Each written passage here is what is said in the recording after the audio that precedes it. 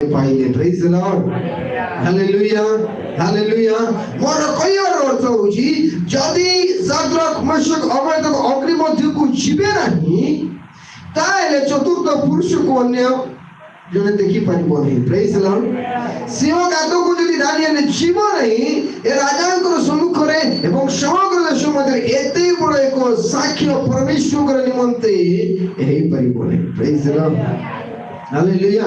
एनु करी एई परिस्थिति आमान को जीवाकू पड़िबो। Praise the lord. परीक्षा देइखिरे विचार देइखिरे आमान को जीवाकू पड़िबो आमे जदि परमेश्वर को दृष्टि निर्दोष होतु। Praise the lord, hallelujah.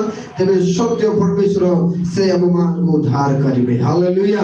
को जानिबा समय रे हो बथाउची जतनाउची कष्ट होची किंतु मने रखंतु जगत ठारो से आपन को पृथक करिवे सत्य। Praise the lord, hallelujah.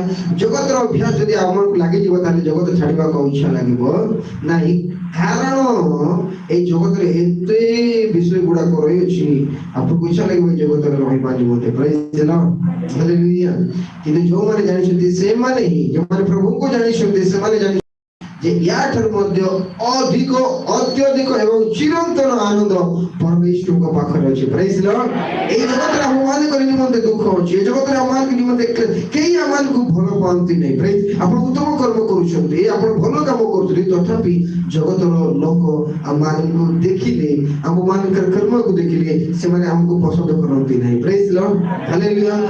आज भारत रे सर्वाधिक